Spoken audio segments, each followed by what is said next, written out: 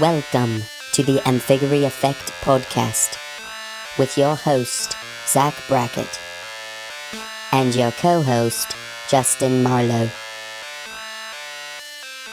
Let's begin. Ways because of it, you know what I mean? Like, I'm not saying put Nazi symbols all over the place, and that's not, I don't think that's art, essentially, but I say let them do it, and, if nobody likes it, then they don't make any money. Too bad. Yeah, that's true. That's true.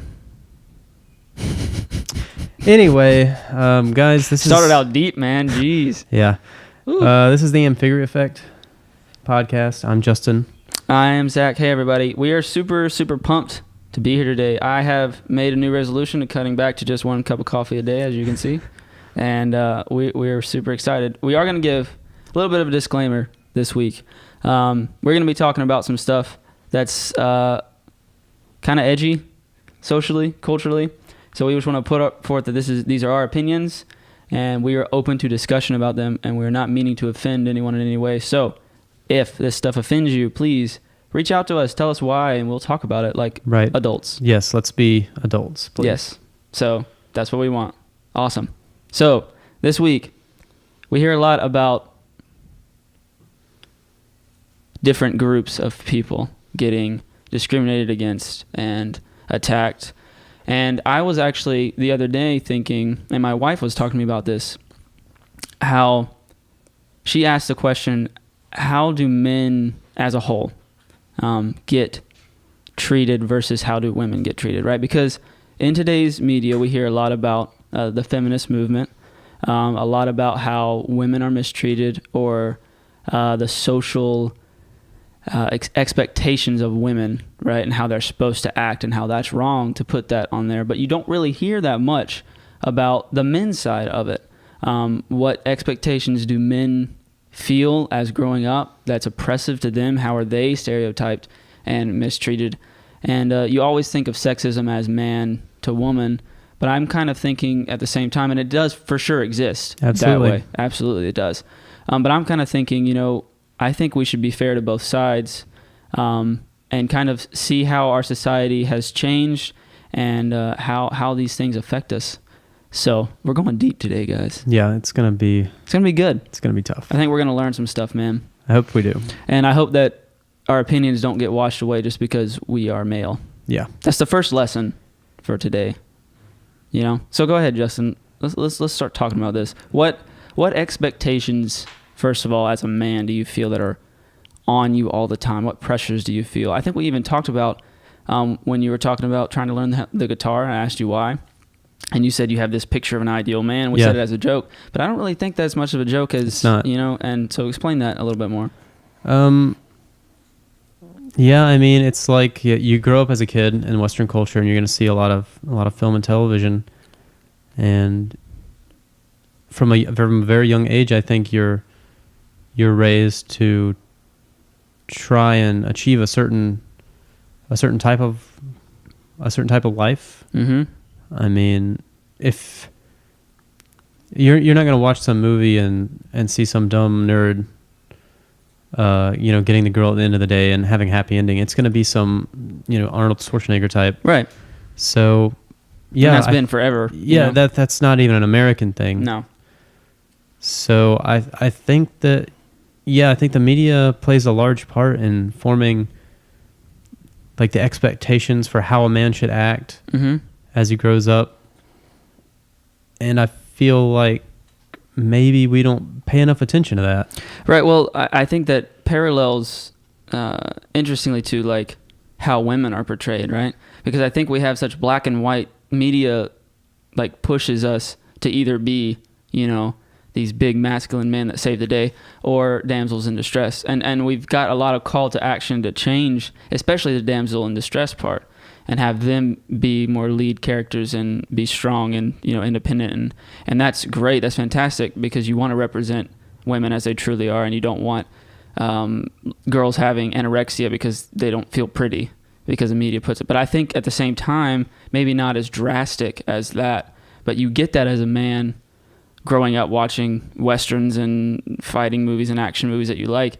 Guys are always huge. They're always saving the women. They're always on top. Yeah, and that's the thing. I don't even think it's it's not as drastic. It might even be more drastic. It's just more subtle, and there's not as much complaint about it. Yeah. I mean, I think the fact that you don't hear anyone ever complain about those male stereotypes, you know, like the dumb Homer Simpson dad, or the big tough guy transporter, or like action movie star. The fact that you don't hear any complaints about those, I think that means that they're even stronger stereotypes. Yeah, that could be it. It's so strong that it's just accepted. Like that's how you want to be. And I know that, you know, I feel those pulls too. Like I want to know how to beat somebody up, or I want to get big and muscular, you know, but why? Why do you feel like you need that? I'm probably never going to actually fight anyone. Yeah. You know what I mean? Like, and so it's crazy to me that those topics aren't discussed. And I feel like a lot of men are kind of scared to, because I think that's it. I think that men are afraid to talk about that because it's sort of a self-fulfilling prophecy. It is, exactly. The media image that you're to become, you know, is a stoic strong man. Mm-hmm. And talking about, you know, your concerns about that violates that archetype. Men don't cry. Men don't talk about their feelings. So it reinforces itself. Yeah, exactly. So you get these men that grow up never expressing themselves, their feelings, what they feel, what upsets them, except if it becomes to violence or anger, right? Because that's really easy to show, and that's what a man would show, right? In a bar fight, you know, you talk about my girl, so I'm going to beat the crap out of you, and that's okay in that sense, but you can't change that into, wow, another one of my friends at work said something that offended me, and so I'm not going to go talk to them about it. You know what I mean? Like an adult, it's either beat the crap out of them or stoically hold it all in until you explode from the inside. I think it's unhealthy. Yeah, it definitely is. And I think the media is to blame for a lot of it. But I mean, again, it reinforces itself. Other men also, and even women too, mm-hmm. will, if you're a man and you express certain thoughts in a certain way, you'll be called names. Yeah, ridiculed for sure. I mean, and I think women might be the strongest reinforcers. If you don't look a certain way, you're just not attractive to certain women.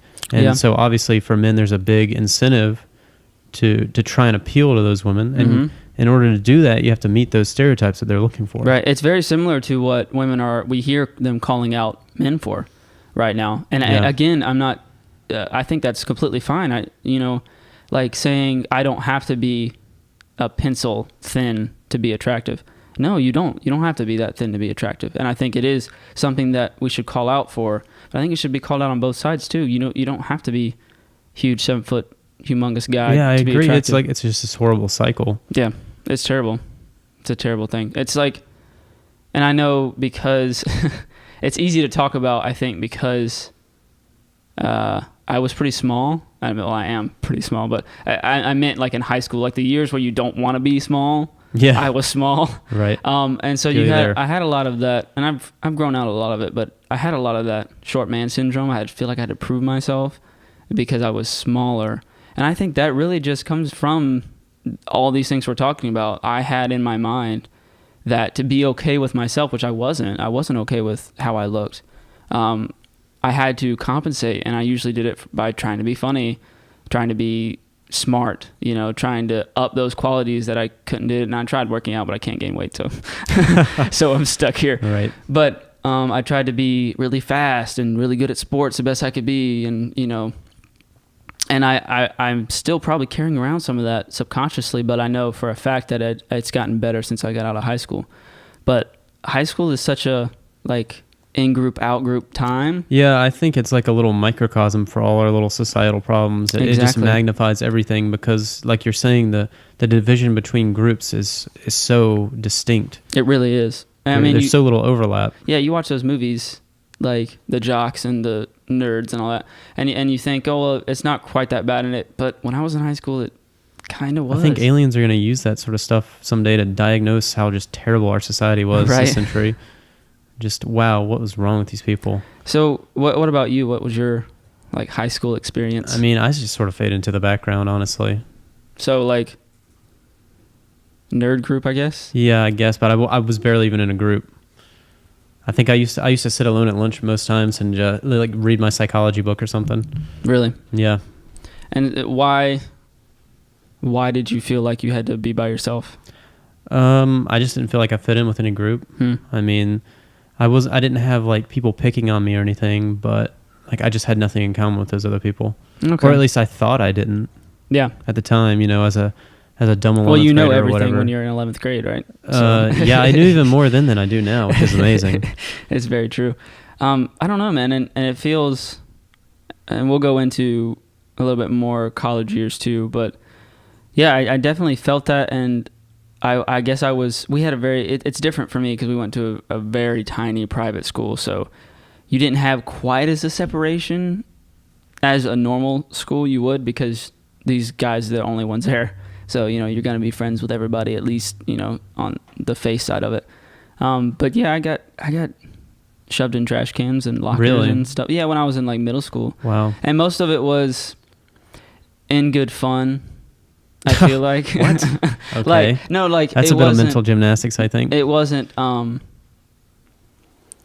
it's hard to explain because everyone knew everybody and we were so close.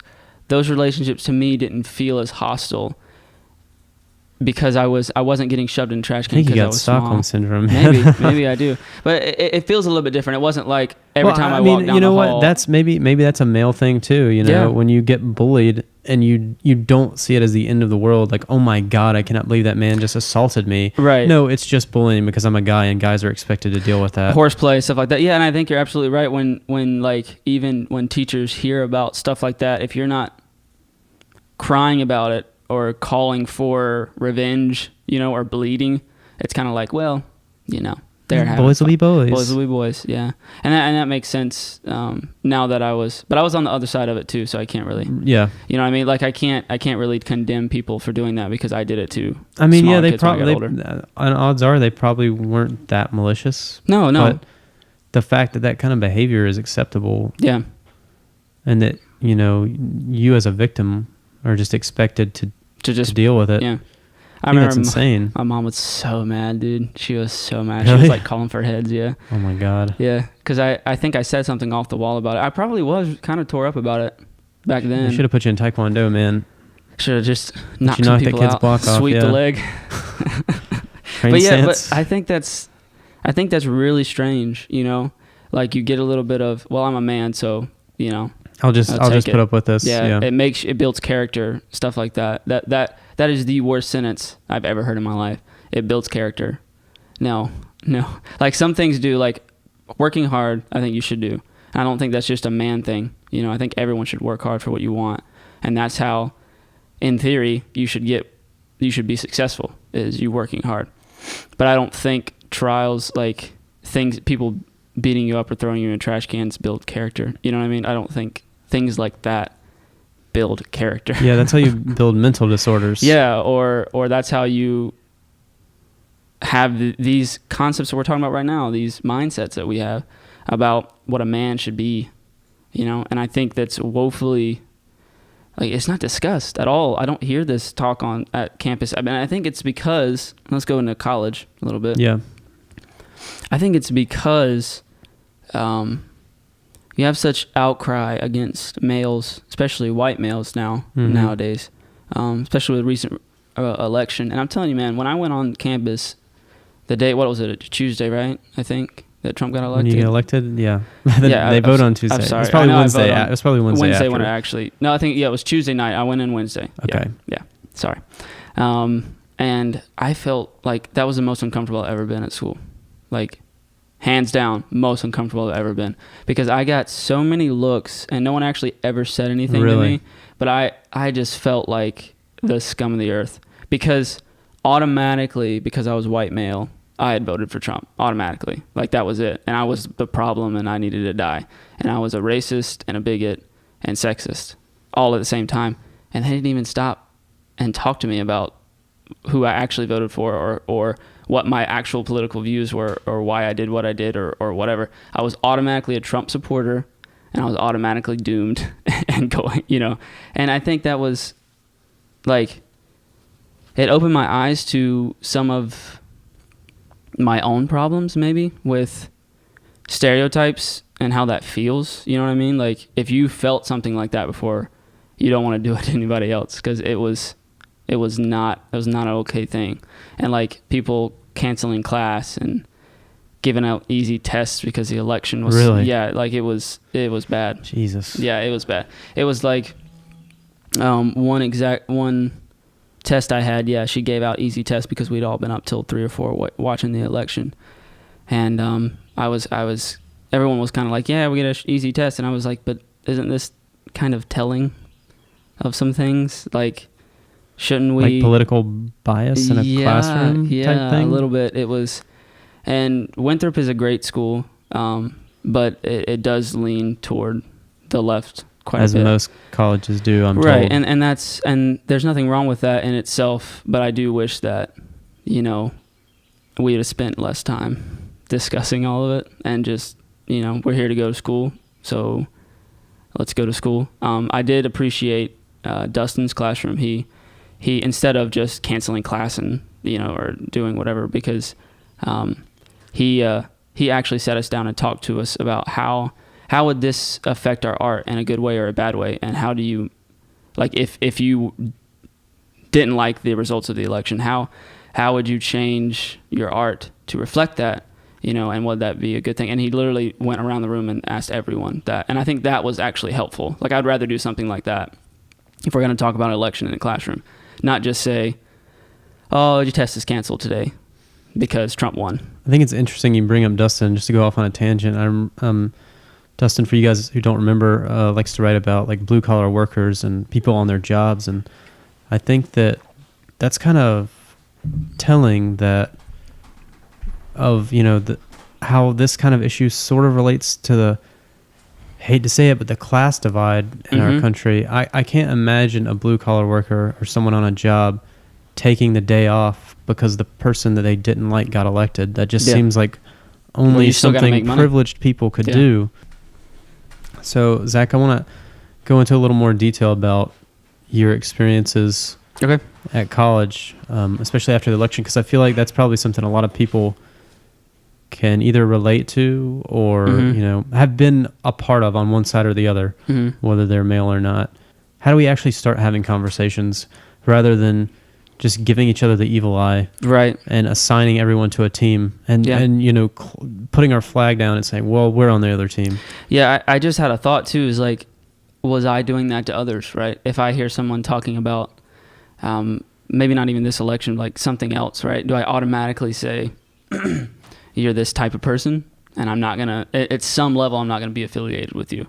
And automatically saying, "Oh, you're one of those." Okay. I try my absolute hardest. I try my best that. too, but I think that I've done a lot of work to make sure that it's not things like race and sex and things like that, because I feel like that's such in the forefront of our minds now that it's easier for me to call it out in my own life and say, "No, you can't act this way. You can't do this." But it's harder for things like political stance. It's harder. People that like bad music. That's what really gets me. Exactly. It's the worst, man. You put on that stuff and I'm just like, no, I can't ever speak to you again. No, but it's harder for stuff like that. And even little things that come down to opinions, and it's weird that our minds, I think it comes back to wanting to be part of a group, in group, out group. I want to be. Yeah, I think the group thing is a huge part of it. I feel like, people call it identity politics, and I feel like that's a good name for it. Mm-hmm.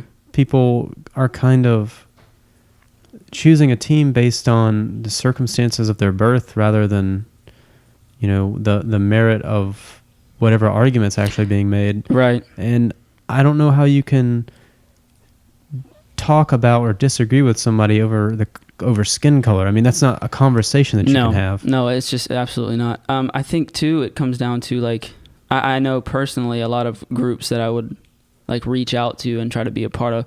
It emulates something that I would like to see myself as, right? So you have a lot of people that, let's just say something that's not really offensive, just being a hipster, right? Being that is offensive. You think to that's me, offensive? actually. Okay.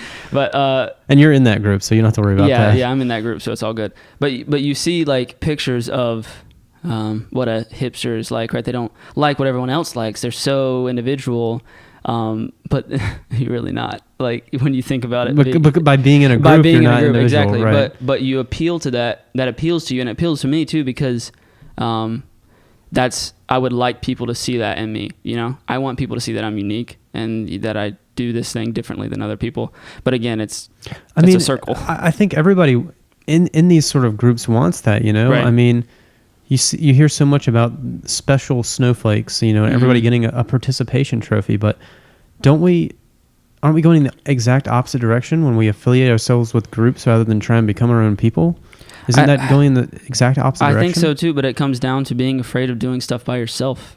You know, being afraid of stepping out on your own. That's a huge risk to take, to try to set your own path and your own goals. And when you do that, though, people will latch on to you because you're trying to be successful, right? And then you create a whole nother group that someone else is going to look in and say, well, they're not really unique enough for me. I'm going to do my own thing.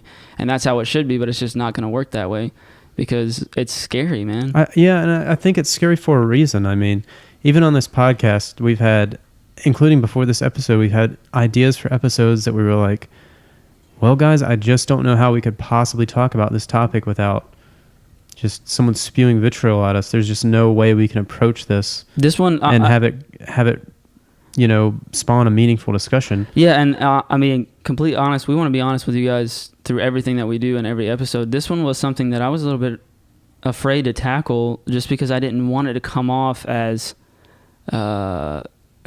white superiority or male superiority. I did not, because that's not what I'm asking for, and that's not what I want.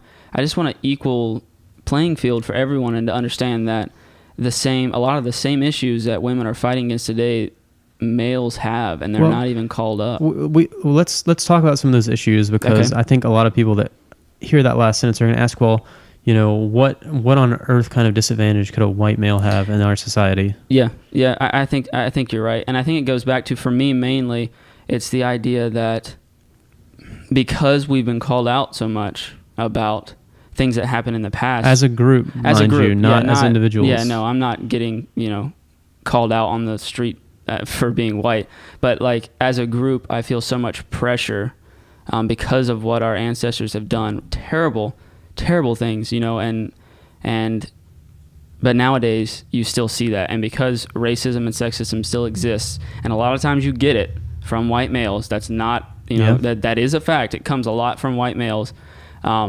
But because we are white males, we get that too, and we get that put on us, and it's like already losing a battle when I go and talk to, especially a feminist or something, about why they believe what they believe and what they want out of feminism, and I'm trying to do it in a constructive way. I'm white and I'm a man, so I won't understand. Yeah, I've had the same exact thing happen. I've talked to, even with my girlfriend, about, you know, the economics of healthcare and things, you know, just a totally calm discussion, and she'll tell me that, you know, I just can't understand that because I'm a man, so I just don't get an opinion. Those are her actual words, and I think that is an incredibly unhealthy way to look at any kind of conversation about any topic. My body should not play a role in my thoughts. Exactly. You should be able to separate what I look like and how I sound from the thoughts coming out of my brain. And it should be the same way in the opposite direction too. Like a man should never shut down a woman because she's a woman. Right. That's insane. No. That's to me, that's caveman thinking. To me, it feels like if you have to do that to someone else, you don't have enough support for your argument. Right. That is completely a cop-out to say, well, you're this type, so you don't know. And I totally agree. Then explain. If I don't know, and you might be right, I might not know, explain it to me. Show me what I don't understand, if I don't understand. Some of the worst I've heard, the arrogance of it is, you know, I think I saw a YouTube video. There was a woman named, I think it was Sue Park, an Asian woman who was, you know, she had started some Twitter hashtag, you know, outraged about something, and a guy was interviewing her, and, you know, he asked her like a question like that, like, can you explain to me exactly what it is that you want out of this movement, or what exactly you find offensive about this thing that's happened? Yeah. And she told him point blank, I'm not going to go through the trouble of explaining to you what this problem is. That's not something you get to say. You ever. You lost. That's a non-argument. No, you can't do that. How can you expect someone to change and meet you halfway if you won't even tell them what the problem is. You're acting like a petulant child at that point. Right. And no one can do that. We have to be better as a society than that. If we want these problems to be fixed, and I do believe feminism at its heart wants that. I think that we want people in these groups that are outcrying for equality at the core, at least I hope and pray that it's for actual equality, and I can get behind that. I think you're right, and I think that any of the negative aspects that come from feminism is just that same adherence to a group blindly. Exactly, and I think that comes back to, I've seen a lot of stuff, especially around election time, from both sides, left and right, especially a lot of people protesting Trump or Hillary when a news reporter would come up to them and try to actually figure out why they either voted for Trump or Hillary or whatever. Half of them didn't even know what they were protesting or what they were outcrying against, and it was just because they wanted to be a part of this group. And it goes on both sides. I think both sides are at fault. We all are at fault. You're absolutely right. And it's something that we need to push past all this, man. And I think it comes back to what we talked to. The thing that we come back to a lot on these episodes, especially the episodes where there's two sides a lot of the time, is that know your argument and know what you're trying to fight for, and understand when you go into a conversation that this needs to be a conversation. And not a screaming match. Exactly, and not trying to kill each other or make the other one look stupid, because that's not going to work either. You can say, well, you just got defensive. Well, you're making them feel like they have to be defensive. And I think you need to just come into these places, and if you actually want equality, actually want people to hear you, explain your thoughts and your feelings in a rational, calm way. And at the end of the day, if you don't come to the same conclusion, you just wipe your hands of it and be done with it, and don't let it affect your entire life. Totally agree. I think we should briefly go over some of the other issues that we're thinking that men are facing today, just to kind of cover all our bases and let everyone know what it is we're crying about. Right. Go ahead. The first one that bothers me the most as someone, just about to really get into university for the first time is things like, let me start with an anecdote. I, just finished my semester, and I happened to get an award from, someone. It doesn't matter. The important thing is I was, sitting down, and they had a slideshow of all the faces of people who won awards. I was like, oh, that's cool. And, of course, I chuckled really hard when I saw my own face because my picture was extremely goofy. But what I noticed was, I was sitting there waiting, and I watched it scroll through a couple of times, and I was like, wait a minute, where are all the other dudes on here? And I eventually sat there and counted. And then I counted through the little brochure. There were 7 men out of almost 125 people winning awards. And if you look at statistics today, you'll see that women are graduating university at a much higher rate than men. Mm-hmm. And I'm afraid that some of the laws and societal changes we've made to try and help women have actually hurt men in the process. Rather than making it equal, we've bashed men down as we've lifted women up, and that scares me. You can definitely see it just, I think, in your own mindset, right? As a man, you think, well, I'm not going to say this in front of women, or I'm not going to act this way in front of women because I don't. And that's a great way to act in some scenarios. You don't want to be offensive. But at the same time, it makes you so defensive about everything that you lose some of the things, and you might not take risks that you would have taken, and that could mean that you end up out of school. Or I think even simpler situations are, now on a college campus, you don't really know as a man whether it's polite to hold a door open for a woman or not anymore. I mean, that is insane to me. Yeah, that we don't even know what to do anymore. Yeah, and then it's the I always play it safe, and I do the throwback door hold open. Yeah, so I do that too, but just because I'm an asshole and I don't care. But yeah, I mean, that's wild. That is an issue. Sorry, all the that's got me. Is insane to me. Holding a door for someone or a woman. I'm not saying that you need to be held the door open for. Yeah, but I mean, I'm worried that as we focus on these other groups that do need help, these minority groups, the majority group, are we getting left behind? That doesn't seem like Is equality. it just going to be like a seesaw kind of effect? Yeah, where I hope not. in the future, it's, you know, just permanent civil unrest because some Right. group always feels like they're being screwed. Mhm. That sounds horrible. and I'm saying that we need to have these thoughts in the forefront of our minds, to make sure that when you are building up minorities and building up people who feel discriminated against, which is a valid and true cause, and that should happen, to make sure that you don't push everyone else, not just the majority, but all the other minorities too, and everybody. Don't push everybody else and end up becoming what you're calling against. Yeah. And I think that you can see that, that you could see the first hints of that, and especially in movements like these that we've discussed, that maybe people are joining not really knowing what you're fighting for. And that's another thing. Know what you're fighting for. Don't join a movement without knowing exactly what their stance is, because you don't really know what you're being affiliated with. And like I said, it works in the reverse. So you have people joining the feminist group that don't really have feminist equality things at heart, but you also might have people joining other groups that actually have pure intentions but are getting brainwashed and tricked into fighting for something that's not really just. Yeah, I think it's just, we need to all be more cognizant of our ideas. We need to, I know it's cliche to say, you know, not see color, but don't even worry about that. Just try and focus on the ideas that person is feeding you. Right. That's what actually matters. That's what's going to change the world for the better or for the worse. Yeah. And one thing I really like about Winthrop is they stress to think about your thinking, critical thinking, you know, think about why you feel these things and don't just act out of impulse. Take a minute, you know, stop and think and say, well, why do I feel this way? Why do I feel left out right now? Why do I feel discriminated against? How am I making others feel by these conversations that we're having? And I think that, I think we're going to end up okay.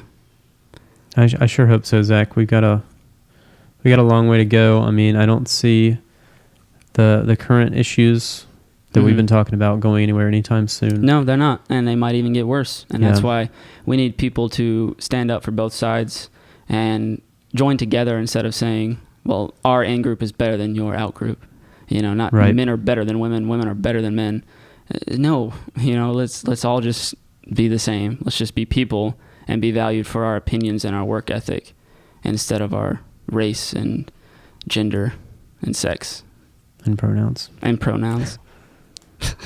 All right, that's about it for today. Thank you guys so much for bearing with us. I know it was hard for some of you. Yeah, we went to... it's hard for us too. It was difficult, but I think these are conversations that we need to have because this is how we feel about some stuff. And so if you guys, again, if you disagree, we're more than willing to talk to you. Absolutely. Please comment. The only thing we can do is reply to your bringing stuff up. We'll never know we hurt your feelings if you don't tell us we hurt your feelings. We're just going to assume that we were perfectly fine and that you like exactly. it all. So if we don't get any comments, that's what we'll assume. Remember, guys, please subscribe, like this video, go do all the social media stuff. We revamped our website and our Patreon. We've done a lot of cool stuff over there, so go follow those links below. If we reach 50 YouTube subscribers or 10 Patreon members, we will plastic it my car. It's going to be awesome. And we're having a lot of fun, guys. Thanks for hanging out with us. We'll see you next week. Yep. See you next week, everybody.